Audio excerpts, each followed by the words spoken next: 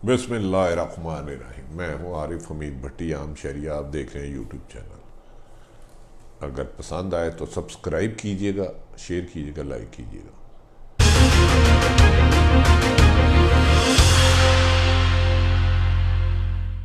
नाज़रीन, पाकिस्तान में फिर सियासत इंतकाम की तरफ चलने लगी। नहायत अहम जिम्मेदार ज़राए और अपोजिशन के मुताबिक वो इन दिनों हकूमत की नाकारा कारकर्दगी की वजह से अदम एतमाद लाने के लिए राब्ते कर रही थी। अपोजिशन ने इल्ज़ाम लगाया है कि इमरान खान अपनी कारकर्दगी ना दिखाने पर, पीटीआई की हुकूमत फेल होने पर दोबारा नैब को मुतहर्रिक कर रही है।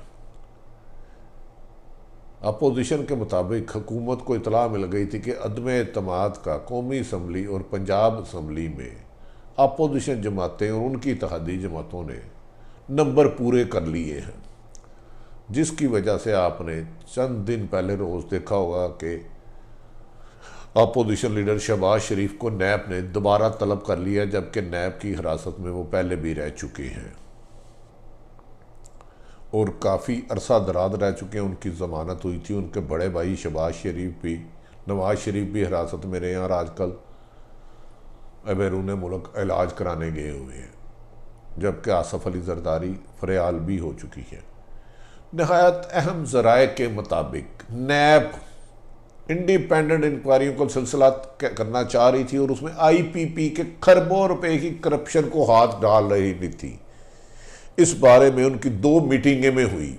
आईपीपी बिजली बनाने वाले जो खरबों रुपए सालाना पाकिस्तान को नुकसान पहुंचा रहे हैं उनके खिलाफ, लेकिन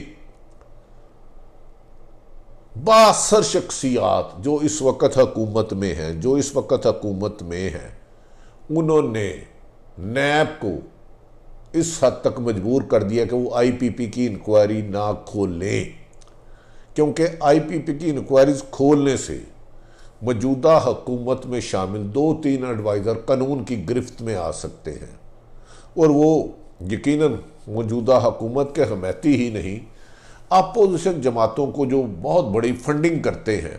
आईपीपी बिजनेस करते ही अरबपति लोग हैं। 1 अरब की 80 अरब की 20 अरब की बिजली बनाई, हुकूमत से 100 अरब की पेमेंट ले ली। 20 करोड़ की बिजली फरोख्त की और 100 करोड़ रुपया ले लिया। नैब इस इंक्वायरी पे बहुत ज़्यादा पेशरफ्त कर रही थी, इस बारे में इंफॉर्मेशन ले रही थी, बाज़ का रिकॉर्ड्स भी उन्होंने हासिल कर लिए, लेकिन न जाने कौन सी ताकतों ने मुल्क में एहतसाब के अमल को शफाफ होने से एक मरतबा फिर रोक दिया और आखिरी इतला के मुताबिक गंदम और चीनी बहरान पर नैब कार्रवाई कर रही है। इस पर अपोजिशन जमातों का इल्ज़ाम ये है कि पीटीआई की हुकूमत को जब ये पता चला कि उनके खिलाफ अदम एतमाद की तहरीक लाने की कोशिश की जा रही है, नंबर गेम्स को इकट्ठा करने की कोशिश की जा रही है, तो जहांगीर तरीन से वो नाराज़ थे और नैब को जो आजकल ज़्यादा डील करते हैं उनके एक एडवाइज़र गैर मुंतहिब, उन्होंने नैब के साथ मिलकर गंदम और चीनी बहरान की नैब को इंक्वायरी करने की हदायत की है। और साथ ये भी जिम्मेदार ज़राए कहते हैं, अपोजिशन कहती है कि गंदम बहरान को बचाने की भी जिम्मेदारी नैब की है कि आपने चीनी तक रहना है और ऐन मुमकिन है कि इसका हसार हम सलमान शहबाज और जहांगीर तरीन को कॉर्नर करने के लिए या उनके खिलाफ कार्रवाई करने के लिए हिसार बिछाया गया। इस पर भी शुगर माफिया पर कंप्लीट काम नहीं किया जाएगा, जबकि गंदम बहरान के असल जिम्मेदारों को बचा लिया जाएगा। उस बचाने में पंजाब और वफाक एक पेज पर हैं, क्योंकि गंदम बहरान के जिम्मेदारों को अगर पकड़े जाता है तो पंजाब में हुकूमत का तब्दीली यकीनन हो जाएगी। कुछ ऐसे लोगों के नाम आ रहे हैं जिनके बारे में ना मिटने वाले सबूत मौजूद हैं। अपोजिशन का अब ये इल्ज़ाम है कि हुकूमत एक बार फिर इंतकाम की के लिए सियासत की रविश को अपनाते हुए नैब को इस्तेमाल कर रही है, और यहाँ तक कहा जा रहा है कि नैब न्याजी गठजोड़ है, जबकि गैर जिम्मेदार हल्के कह रहे हैं नैब तो आईपीपी की भी इंक्वायरी करने जा रही थी, जिसमें शुगर बहरान से बहुत ज़्यादा नुकसान है, लेकिन उनको रोक दिया गया, क्योंकि अगर वो आईपीपी करते हैं तो कम से कम 3 से 4 एडवाइज़र जो इस वक्त हुकूमत में शामिल है वो कानून की गिरफ्त में आ सकते हैं, और इससे बिजली सस्ते होने का इम्कान है। लिहाजा उसके बारे में कार्रवाई करने के लिए अजतनाब करने का कहा गया है। इधर शहबाज शरीफ 2 रोज़ कबल उन्हें तलब किया गया तो वो गो यकीनन लंदन से सफ़र करके आए तो वो नहीं गए, लेकिन साथ ही आज नैब की तरफ से सख्त एलामिया आया कि अगर शहबाज शरीफ ने तामुन नहीं किया, अगर तामुन नहीं किया तो नैब कानूनी सख्त रास्ता अपनाएगा। सख्त रास्ते का अमूमन ये होता है कि अगर नैब किसी को बार बार तलब करता है और वो कानून के मुताबिक पेश नहीं होता तो उन्हें गिरफ्तार कर लिया जाता है, जिसकी मिसालें माजी में बहुत सारी पड़ी हैं। अब दूसरी तरफ अपोजिशन के बयानात में भी कुछ बज़ाहिर वजन लग रहा है कि मालम जब्बा केस अरसा दराज से पड़ा है, उसके मुबैना इल्ज़ाम उनका परवेज़ खटक पर है, पर उन्हें कोई पूछ ही नहीं रहा। उस पर नैब ने खामोशी कर ली और मुख्तलिफ बहाने लगाते हैं, फ़ां अदालतें चल रही हैं, फ़ां अदालतों में चल रहा। दूसरा, पेशावर मेट्रो जो बनाई जा रही थी उसमें कहा जा रहा कम व बेशतर जो एस्टीमेट पहले लगाया गया था उससे 3 गुना कीमत बढ़ गई और अभी तक कंप्लीट नहीं हुआ। उसको बचाने के लिए भी बाज़ ताकतें सरगर्म हैं। इससे नैब के अमल मुतासर हो रहा है, इसमें तासुब नज़र आ रहा है, गैर जानिबदारी से नहीं हो रहा। जबकि वज़ीर आज़म इमरान खान साहब का शुरू से सियासत से एक ही मकसद था कि मैं करप्शन को माफ़ नहीं करूँगा, लेकिन ऐसा लग रहा है कि हुकूमत में बाज़ मजबूरियों की वजह से, नंबर गेम पूरा ना होने की वजह से इमरान खान साहब को उन चीज़ों पर कंप्रोमाइज़ करना पड़ा है जो शायद उनके लिए भी नागवार है, या उनकी मजबूरी है, या बेबसी है। लेकिन नाज़रीन, इस तरीक़ा तर्ज से कहा यह जा रहा है अगर ये कोरोना वायरस ना आता तो बाज़ ताकतवर हल्के ये दावा करते हैं काफ लीग और नून लीग मिलकर पंजाब में अदम एतमाद लाने वाली थी और उनकी नंबर गेम पूरी हो चुकी थी। और ये तमाम रिपोर्ट्स वज़ीर आज़म के मतहत एक एजेंसी जो है उनको दे चुकी थी कि उनके कौन कौन से लोग उनसे लातल्लक होकर नून लीग के साथ एग्रीमेंट कर चुके हैं हुकूमत में जाने के लिए। और बादियु नज़र में ये भी कहा जा रहा है कि स्पीकर और पंजाब के मिनिस्टर और वज़ीर आला के नाम तक भी फाइनल हो चुके थे। इनमें बाद पुश्त बनाइयाँ भी हासिल थी कि कुछ लोग इमरान खान साहब से खफा थे कि वो कमिटमेंट्स पूरी नहीं करते, जिस मकसद के लिए लाया गया अवाम की खिदमत के लिए उसको फोकस नहीं कर सका।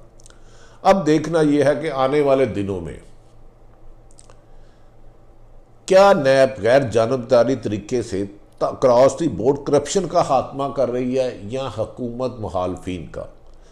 दूसरी तरफ एक और जिम्मेदारी ज़राए ने यह भी कहा कि पीपल्स पार्टी को यकीन दहानी अहम अदारों ने करा दी है कि ना आसफ अली जरदारी के ख़िलाफ़ ना पीपल्स पार्टी की किसी भी हुक्मरान के ख़िलाफ़ कोई नैब कार्रवाई नहीं करेगा, और उनको जब तक वफाकी हुकूमत इमरान खान की है उनको 5 साल सिंध में पूरे करने दिए जाएंगे, जिसकी वजह से आपने देखा होगा अरसा दराज से पीपल्स पार्टी के किसी रहनुमा को नैब तलब नहीं कर रही, सिर्फ बयानबाजी की हद तक है।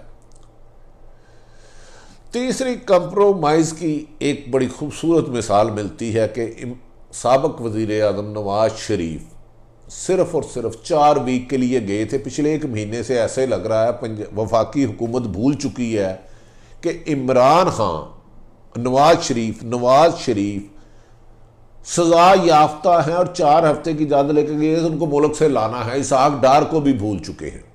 उन दोनों को भूल इसलिए चुके हैं कि वो दोनों इस वक्त इनके लिए ख़तरा नहीं है, बैरून मुल्क है। नवाज शरीफ साहब भी, इसहाक डार भी।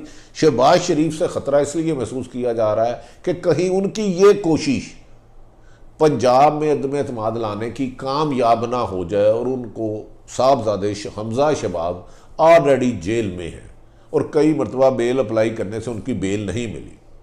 लिहाजा इमरान खान साहब पर अब इंतजार कर रहा है, पूरी पाकिस्तानी कौम उनको देख रही है कि वो IPP के असल मुलजमान को, स्मगलिंग करने के असल मुलजमान को, गंदम और चीनी बहरान पैदा करने वाले असल मुलजमान के खिलाफ क्रॉस दी बोर्ड कार्रवाई करके लोगों को गिरफ्तार करा के पैसा रिकवर करते हैं, या सियासी खदशा है जिन लोगों से उन्हें डर है कि ये उनको इन फ्यूचर नुकसान दे सकते हैं, उन तक काम किया जाएगा। और नैब की भी क्रेडिबिलिटी है, नाब के DG चेयरमैन साबिक chief justice of Pakistan Javed Iqbal का भी इम्तहान है कि वो इस मौके पर किसी किस्म का दबाव कबूल ना करें और करप्शन पे जिन जिन पर भी इल्ज़ाम आता है उन पर गैर जनीबदार तहकीक करके उनको सजाएं दिला के लूटा हुआ माल असल लोगों से वापस ले, छोटे छोटे लोगों को पकड़ने की बजाय उसके लिए नैब को अपनी क्रेडिबिलिटी दे बचाना होगी।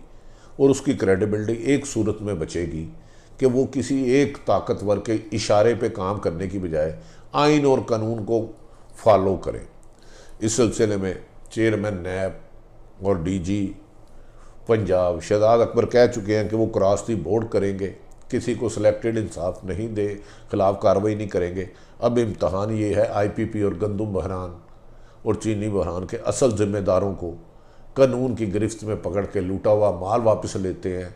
यहाँ खदशा है कि जो लोग हुकूमत के ख़िलाफ़ अदम एतमाद या हुकूमत तब्दील करने के लिए या नए इलेक्शन के लिए कोशिशों से उनको टारगेट करके उनको नुकसान पहुँचाकर हुकूमत अपोजिशन को दीवार के साथ लगा रही है। लेकिन अपोजिशन नून लीग दीवार के साथ लगे ना लगे, पीपल्स पार्टी को गो हेड है कि वो सिंध में जैसे चाहे करे। नादरीन, किसी भी माशरे को, किसी भी मुल्क की तरक्की और खुशहाली के लिए ये बात 100% यकीनी है कि वहाँ इंसाफ हो। नाइंसाफ़ी इंसाफ का कत्ल होता है। जहाँ नाइंसाफ़ी के ज़रिए अमन कायम किया जाता है वहाँ अनारकी और खाना जंगी हो जाती है। हमें उम्मीद है हमारे हुक्मरान वक्त मोहतरम वज़ीर आज़म, चेयरमैन नैब, चीफ जस्टिस ऑफ पाकिस्तान और दीगर अहम अदारे नाइंसाफ़ी के सिलसिले को रोकेंगे और इंसाफ बिला इम्तियाज़ करेंगे। ख्वाह उसका ज़िम्मेदार कोई भी हो, वो कानून की गिरफ्त से नहीं बच सकेगा, वो हुकूमती हो या अपोजिशन हो। दूसरी तरफ नादरीन, हुकूमत ने बहुत बड़ी इन्वेस्टमेंट सोशल मीडिया पर अपने ऊपर तनकीद करने वालों पर लगा दी है। सरकारी ख़जाने से वो उनके बारे में नामुनासिब अल्फाज का तरीक़ाकार जारी रखेगा।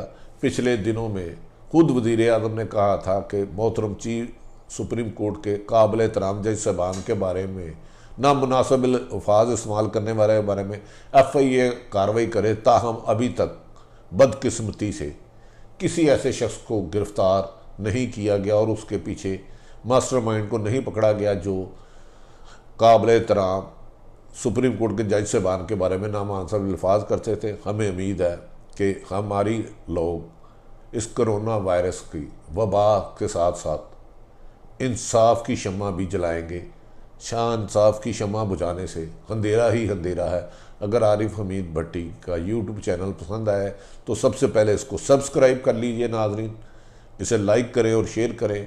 अपने इर्द गिर्द रहने वालों की खुशियों का बायस बने, किसी को तकलीफ़ देने के बायस जाए उसकी मदद करें। पाकिस्तान जिंदाबाद।